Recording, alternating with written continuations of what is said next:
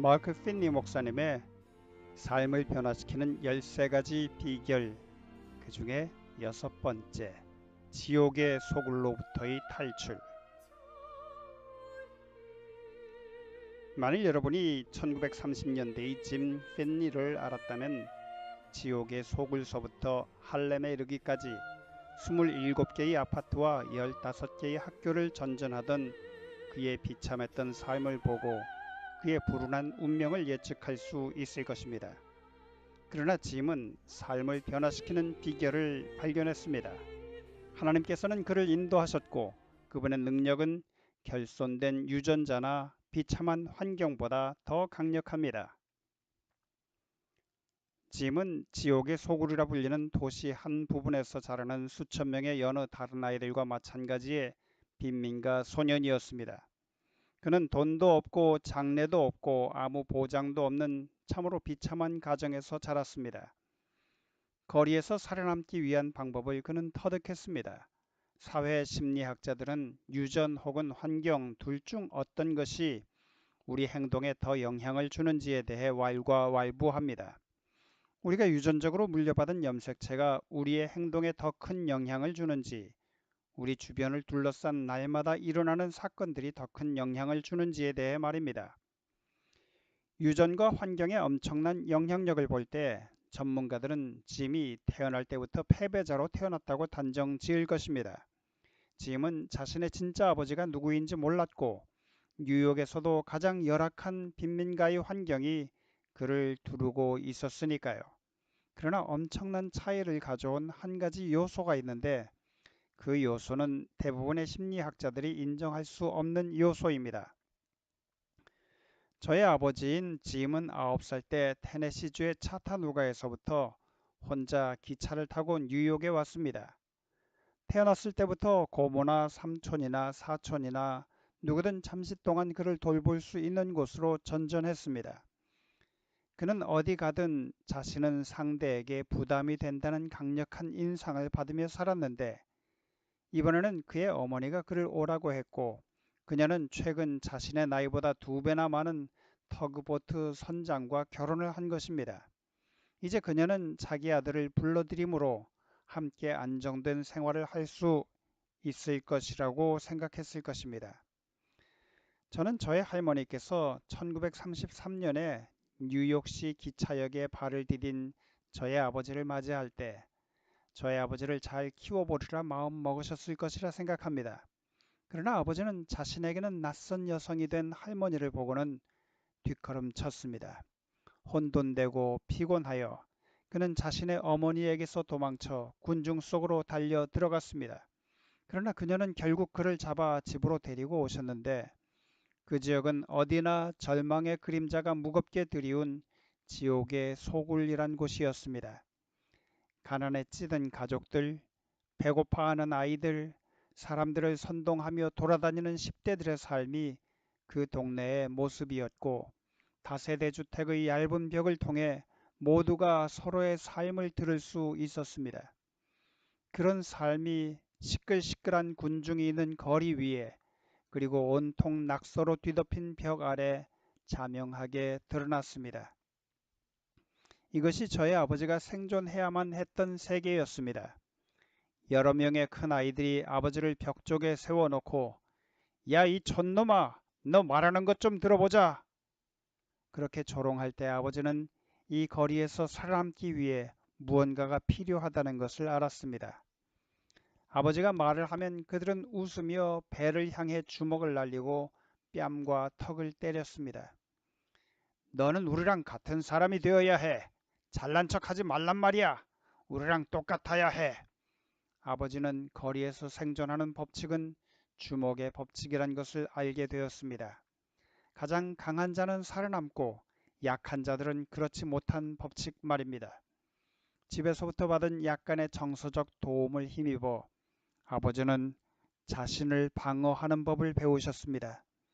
비록 우리 할머니께서 앞으로 삶이 좀 좋아질 것이라 희망하고 계셨지만 삶은 그렇지 않았습니다. 할머니 남편은 이 직장 저 직장 전전하셨습니다. 어떤 때는 터그보트 선장으로 일하셨지만 어떤 때는 싸구려 아파트의 경비 일을 하셨습니다. 아파트 문 앞에서 조는 홈리스가 있으면 그 사람을 쫓아내는 일도 경비가 해야만 하는 일이었습니다. 가족들은 끊임없이 이사를 했고 끊임없이 생필품을 구하기 위해 여기저기 쏘다녀야 했습니다. 우리 아버지는 공짜 콩통조림과 고기와 야채를 섞어 만든 국통조림을 받기 위해 자신이 영세민으로서 구호 대상자라는 것을 알리는 카키색 바지를 입고 번번이 줄을 서야 했습니다. 어느 겨울날 그가 받은 코트는 소매가 없는 것이었는데 가게가 불타는 바람에 건져낸 코트의 소매도 탔기 때문이었고 아버지가 받은 코트는 바로 그 코트였기 때문이었습니다. 제가 어렸을 때 비가 오는 한 토요일 오후 거실에 아버지와 함께 누워 아빠는 이사를 몇 번 다니셨어요? 라고 여쭈어 보았던 기억이 지금도 납니다. 아버지는 웃으면서 세기 시작하셨습니다. 아버지는 17살이 되기 전에 27개의 아파트에서 살아보았고 고등학교 2학년까지 다니고 학교를 그만두기까지 15개의 학교를 다닌 것 같다고 말씀해 주셨습니다. 이런 웃기는 학력과 불안한 가정 생활로 인해 아버지가 다른 학생들을 따라잡는 것은 무리였습니다. 설상가상으로 아버지는 자신에게 무언가 모자란 것이 있다는 것을 아셨습니다. 매번 새로 전학한 학생이 되어 학급에 들어가 보면 다른 학생들은 성적이 쑥쑥 잘 오르는 것을 본 것입니다. 쟤네들은 성공할 거야 라고 생각했습니다. 나중에 쟤네들은 무언가 한 자리 하는 사람들이 되겠지. 나중에 쟤네들은 좋은 직업을 갖고 좋은 집에서 살며 자식들은 내가 전혀 가져본 적이 없는 온갖 것들을 갖게 되겠지. 아버지는 무언가 가치 있는 어떤 것을 도둑맞았다는 생각이 들었습니다. 무언지는 모르지만 무언가가 자신에겐 없다는 생각이 들었습니다. 금요일 밤엔 지옥의 소굴 지역 구세군이 아버지와 같은 소년들을 차에 태워 전도하는 데 데리고 가서 먹을 것을 주었는데 설교를 다 들어야 먹을 수가 있었습니다. 아버지는 설교가 끝나기까지 기다렸다가 먹을 것을 얻어 잡수셨습니다. 얼마 후 아버지는 할머니가 말리는데도 불구하고 밴드에 가담하여 프렌치 혼을 불었습니다. 할머니는 아버지에게 패가 하나밖에 없다는 거짓말까지 했지만 아버지는 혼을 불겠다고 고집한 것입니다. 어느 금요일 밤 타임스 스퀘어에서 밴드가 연주를 할 때 구세군의 지도자가 밴드 부원들에게 간증할 사람들은 나와서 간증을 하라고 했습니다. 아버지는 음악이 멈추자 군중들을 잠시 둘러본 후 무슨 이유인지는 몰라도 단상에 올라가 말했습니다. 저 같은 아이가 이곳에 올라오는 것은 쉬운 일은 아닙니다. 라고 운을 떼더니 왜냐하면 저는 여러분보다 나은 것이 하나도 없기 때문입니다. 저는 이제까지 몇 달간 구세군의 전도 집회에 참석해 왔는데 늘 말씀을 잘 들었던 것은 아니지만 말씀 중 무언가가 제 마음에 감동을 준 것이 있습니다. 저는 이 종교에 무언가가 있구나. 언젠가는 그게 무엇인지 밝혀내리란 생각을 했습니다. 아버지는 당시 10대 소년으로서 열악한 상황 속에서 살고 있었는데 그 모든 혼돈된 상황 속에서도 하나님의 음성을 들으신 것입니다. 아버지는 그날 밤 집에 돌아가자 문에 우린 할렘으로 이사했다. 주소는 여기 있다는 쪽지가 붙어있는 것을 발견했습니다. 지옥의 소굴은 할렘의 빈민가와 비교하면 약속의 땅과도 같았습니다. 할렘은 더 가난하고 더 황폐했으며 깡패들, 범죄 등등 너무도 열악한 곳이었습니다. 아버지의 삶은 지하철을 타면서부터 재앙과도 같았습니다. 부서진 꿈과 산산조각난 희망, 그리고 극도의 절망 속에 편도 지하철표를 끊어 지하철에 올랐습니다.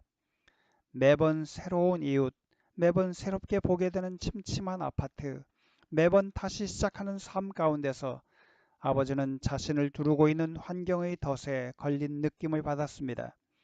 자신을 두르고 있는 절망의 쩔은 얼굴들 모두가 희망이란 없어. 어디로 빠져나갈 출구도 없어. 넌 덫에 걸리고 만 거야 라고 외치고 있는 것 같았습니다. 그러나 구세군 사람들이 전하는 기별은 그와는 달랐습니다. 그들은 새로운 삶을 사는 것이 가능하다고 말하고 있었습니다. 그들은 성경은 밝은 약속들로 가득 찬 책이라고 말했습니다. 아버지의 마음속에는 과거와 가능성 사이의 전쟁이 일어나고 있었습니다. 거리는 그가 거친 인물이 되기를 요구했고 그는 거칠었습니다. 그러나 아마도 그는 여전히 언젠가는 다른 길을 찾으리라 생각을 했을 것입니다. 아버지가 17살이 되었을 때 아버지는 할머니가 여전히 자신을 부담 덩어리로 보고 계신다는 것을 알았습니다. 그래서 집에서 나와 친구인 스킵의 다락방에 숨어 살았습니다. 스킵은 가족이 먹다가 남은 음식을 슬쩍 집어오는 친구였습니다. 후에 아버지는 강을 건너 저지시리로 가서 어떤 집의 늙은 맹인을 돌보며 자신의 이복 형님과 함께 그 집에서 살게 되었고 그 후 얼마 후 해군에 입대했습니다. 해군에 입대하여 훈련받는 동안 그는 안전을 느끼게 되었고 집에서의 억압을 벗어난 자유를 발견하게 되었습니다. 그는 늦게까지 이 술집 저 술집을 다니며 술을 마셨고 자동차도 몇 대 훔쳤습니다. 그래도 성가시게 하는 부모가 없는 것이 한결 마음을 가볍게 했습니다. 바로 그 사람이 저를 그리스도인 환경 속에서 키운 아버지입니다. 저로 하여금 예수님을 향해 첫 발을 내디디게 한 분이 바로 그 사람입니다. 제가 하는 미니스트리도 다 아버지 덕입니다. 아버지가 다른 사람들에게 자신의 믿음을 나누는 것을 본 것이 제가 학교 다니며 배웠던 모든 복음 전도법보다 더 많은 것들을 배우게 해주었습니다. 예수님의 복된 소식을 나누면서 세계 각곳을 다닌 것이 제게는 큰 특권이 되어 왔습니다. 그러나 제가 아무리 많은 설교를 했을지라도 저의 아버지 곁에서 받은 영감과 비교하면 그 설교들은 아무것도 아니었습니다. 제 생각에 저의 아버지 짐 필리는 하나님의 사람이셨습니다. 저와 저의 세 누이들 모두는 항상 아버지의 온유하심, 사업가로서의 그분의 고결함, 평신도로서 교회에서 하신 그분의 헌신을 늘 그리워하고 있습니다. 그러면 어떻게 저의 아버지가 거기서 여기까지 오시게 되었을까요? 어떻게 그가 지옥의 소굴에서 빠져나올 수 있었을까요? 그 물음에 대한 답은 아주 중요합니다. 왜냐하면 여러분도 바로 그 길을 선택할 수 있으니까요. 여러분이 어떤 지옥 같은 환경에 처해 있을지라도 또 어떤 상황 가운데 처해 있을지라도 하나님께서 여러분에게 다가가고 계십니다. 간단히 말하자면 그분은 지옥의 소굴에서 빠져나온 것이 아니라 지옥의 소굴이 그분을 내쫓은 것입니다. 아주 어렸을 때부터 아버지는 성령님의 음성을 들으셨습니다. 비록 열악한 환경이 그분을 악으로 끌어당겼지만 그분은 하나님께서 자신의 삶 가운데 역사하시는 것과 자신을 바른 길, 진리의 길로 이끌고 계심을 느꼈습니다. 해군에 입대하여 커넥티컷주 그로튼에 있는 잠수부대에 있으면서 글로리아란 멋진 여성을 만났습니다. 결혼하기 2년 전 그분 나이 20살 때 아버지는 애인에게 자기 마음의 소원을 얘기했습니다. 당신이 알아주기를 원하는 한 가지 사실이 내게 있어요. 이 세상에는 진리를 가르쳐주는 어떤 종교가 있다고 나는 믿는데 언젠가 나는 그 종교를 찾을 것이고 찾으면 그 종교에 가입하려고 해요. 우리 모두가 자라면서 감사한 것은 어머니가 아버지의 결정에 동의하셨고 조용히 아버지의 결심을 지원하셨다는 것입니다. 해군에서 제대하신 후 아버지는 로드 아일랜드주 웨스털리에 있는 기계 공장에서 일하셨습니다. 아버지는 밤땅번 일을 하는 팀장이셨습니다. 날마다 아버지는 아침 땅번의 팀장에게 생산 실적 보고를 인계하셨는데 어느 날 보니 아침 땅번 팀장의 책상에 성경이 있었습니다. 저는 늘 성경과 하나님에 대해 또 그 모든 의미에 대해 더 많은 것들을 배우고 싶어 했습니다. 고 그에게 말하자 그 사람은 아버지에게 함께 성경 공부를 하자고 제의했습니다. 이것이 아버지 인생 여행의 시작이 되었습니다. 그 성경 공부는 자신이 뉴욕시에서 자라난 것보다 더 그리고 해군에 있으면서 할 수 있었던 모든 여행보다 더 먼 곳까지 여행하게 했습니다. 아버지는 아주 성경에 굶주린 학생이셨습니다. 아버지는 기도했고 열심히 하나님의 말씀을 공부했습니다. 성경 공부를 하면서 그분은 얼마 지나지 않아 이것이 자신이 평생토록 찾고 있던 것이었음을 깨달았습니다. 영원한 왕국의 원칙들이 강하고 분명하게 드러났습니다. 33살이 되셨을 때 아버지는 자신이 어렸을 때부터 부드럽고도 끈질기게 자신을 부르신 하나님께 헌신하셨습니다. 그리고 아버지는 절대 뒤돌아보지 않으셨습니다. 성경에 하나님께서 우리 아버지의 삶 가운데 굉장한 변화를 일으키셨습니다. 아버지의 변화는 대부분의 심리학자들이 인정하기 어려운 진리입니다. 우주에는 유전이나 환경보다 더 큰 힘으로 끌어당기는 살아계신 하나님의 능력이 있습니다. 사도 바울은 확실하게 말합니다. 그런즉 누구든지 그리스도 안에 있으면 새로운 피조물이라. 이전 것은 지나갔으니 보라 새 것이 되었도다. 고린도후서 5장 17절. 이제 저는 이 이야기를 소설처럼 만들 생각이 없습니다. 아버지의 모든 문제들이 그 이후 다 해결된 것도 아닙니다. 아버지에겐 너무 사건이 많았습니다. 위에 언급한 것 외에도 너무 많은 사건들이 그분의 삶 가운데 있었습니다. 그러나 부인할 수 없는 것은 그분이 그 많은 시련의 때를 홀로 통과하지 않으셨다는 사실입니다. 그분은 하나님께서 자신의 삶을 인도해 주신다는 것을 완전히 믿었습니다. 그분은 자신을 돌보시는 누군가를 아셨습니다. 소년 시절을 보내는 동안 그분은 누군가가 자기를 지도해주면 좋겠다고 생각했습니다. 그분의 어린 마음은 자신에게 필요한 충고를 해주고 자신을 정말로 돌봐줄 누군가를 무척 원했습니다. 그런데 예수님을 마음에 받아들이고 나자 자신을 안내해줄 안내자가 계시다는 것을 알게 되었습니다. 하지만 어떻게 그런 안내의 원천을 찾을 수 있는지를 몰랐습니다. 사도 야고보는 야고보서 1장 5절에 이렇게 권합니다. 너희 중에 누구든지 지혜가 부족하거든 모든 사람에게 후히 주시고 꾸짖지 아니하시는 하나님께 구하라. 저는 성경의 이 약속을 사랑합니다. 아마 모든 사람에게 후히 주신다는 말 때문인지 모릅니다. 그 말은 제게 너무도 큰 의미로 다가왔습니다. 여러분은 이 말씀이 얼마나 능력 있는 말씀인지 아십니까?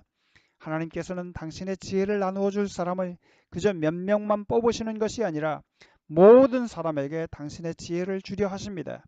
그분은 구하는 자면 누구에게든 주시는 것입니다. 여러분은 지혜를 후히 주신다는 말씀도 읽으셨나요? 지혜를 그저 찔끔찔끔 주시는 것이 아니라 아주 넉넉하게 주신다는 말씀입니다. 꾸짖지 아니하신다는 말도 잘 보셨는지 모르겠습니다.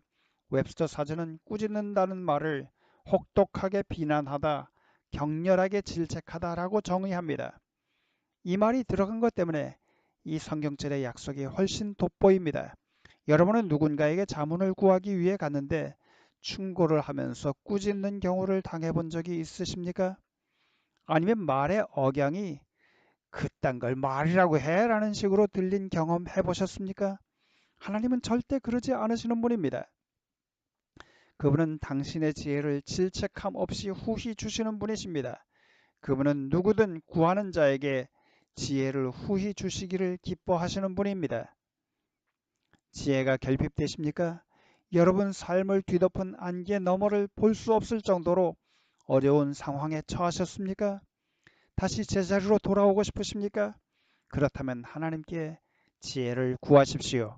시간을 내어 기도하십시오. 하나님께서 여러분에게 무엇하기를 원하시는지 발견해 보십시오. 그분에게 여러분의 문제들에 대한 그분의 해결책이 무엇인지 여쭤보십시오. 하늘에서부터 어떤 음성이 크게 들릴 것으로 기대하지는 마십시오. 하나님께서는 하늘에다가 해답을 적어놓지 않으실 것입니다. 그러나 여러분이 진정으로 그분을 찾는다면 그분이 여러분에게 하기를 원하시는 것이 무엇인지 분명히 알게 될 것입니다.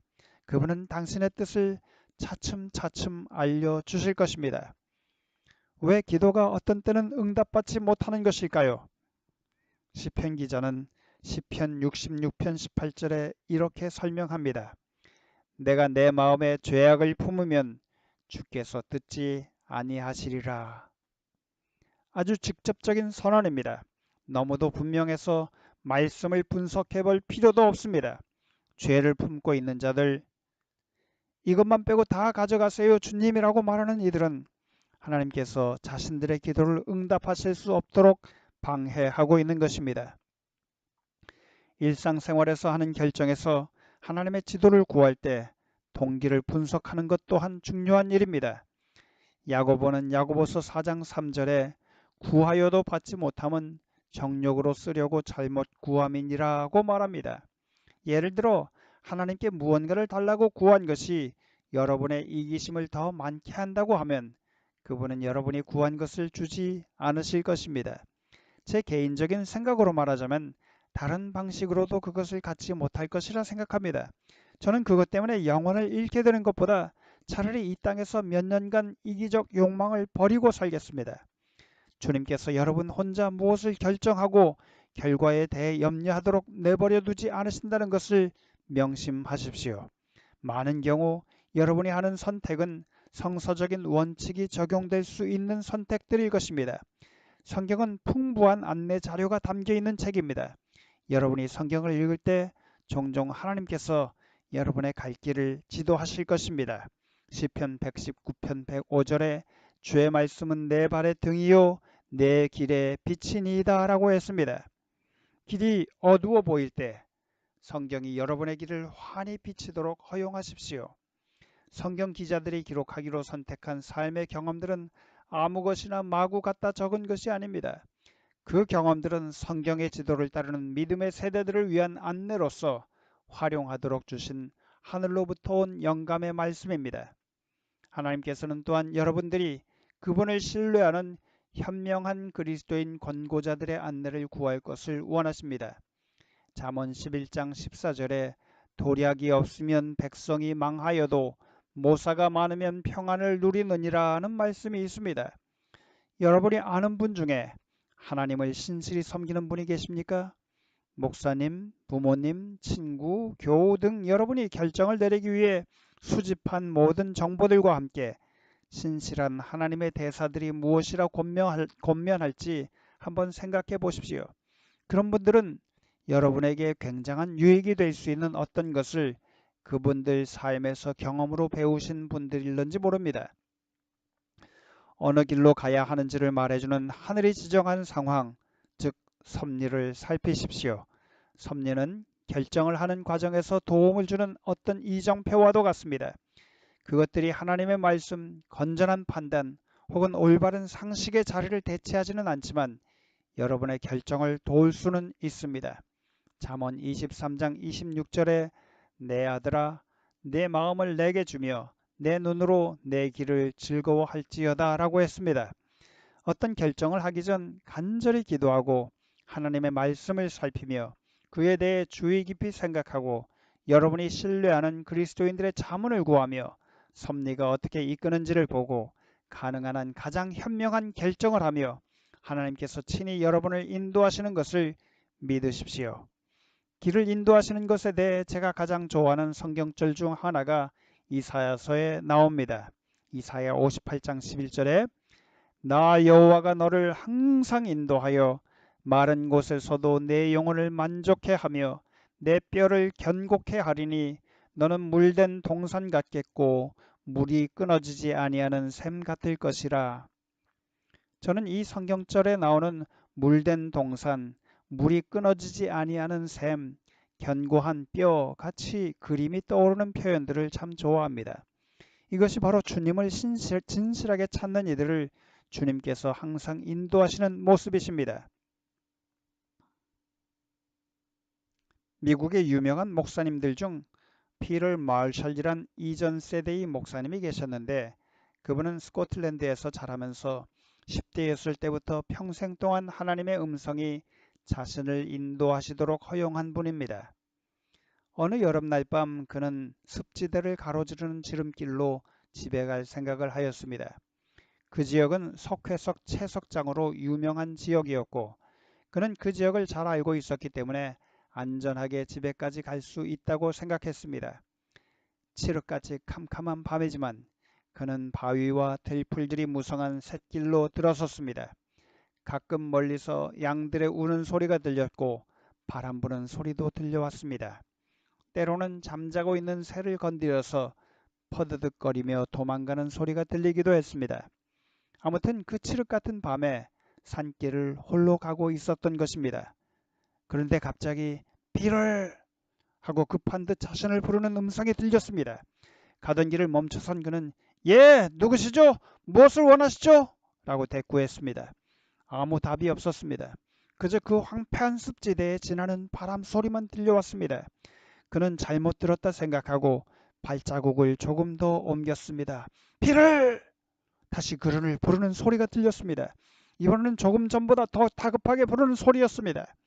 그는 가던 길을 멈추고 칠흑같이 어두운 속에서 눈을 비볐습니다. 누구일까요? 그는 살짝 발을 옮기려다가 넘어져 무릎이 땅에 닿았습니다.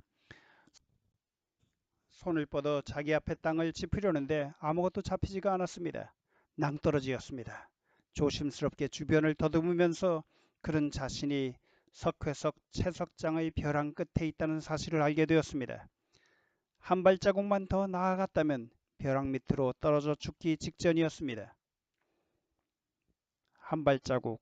만일 그가 하나님의 음성에 주의를 기울이지 않았더라면 한 발자국이 죽음을 초래했을 것입니다. 그 황량한 습지대에서 누군가가 그를 알고 계신 분, 누군가가 그를 돌보셨습니다. 그 동일하신 주님께서 여러분의 삶에도 관심을 갖고 계십니다. 그분은 세상이 빙빙 돌아가도록 해놓고 살짝 빠져서 일을 끝냈다고 하면서 아주 멀리서 바라보고 계시기만 하는 존재가 아니십니다. 오히려 그분은 우리에게 지혜가 부족할 때 영감받은 성경 기자들을 통해 지혜를 주시겠다고 약속하시면서 우리가 마땅히 가야 할 길로 안내하고 가르치시며 우리의 길 앞에 등불을 비춰주시는 분이십니다. 피를 마셜은 하나님께서 자신을 부르시는 음성을 듣고 살았습니다. 저의 아버지인 짐 핀리도 하나님의 부르심을 듣고 삶의 변화를 체험했습니다. 그 세대의 이 두 사람에게 가능했던 일은 여러분에게도 또한 일어날 수 있는 일입니다. 여러분은 지금 여러분 삶을 지도해 주실 분을 필요로 하십니까? 여러분은 지금 교차로에 서 계십니까? 무언가 굉장히 중요한 결정을 해야 할 순간이십니까? 누군가 의지해야 할 분을 필요로 하십니까? 여러분이 그분의 지도를 얼마나 많이 필요로 하든 간에 그분은 그보다 더 많은 것을 여러분에게 주기를 원하고 계십니다.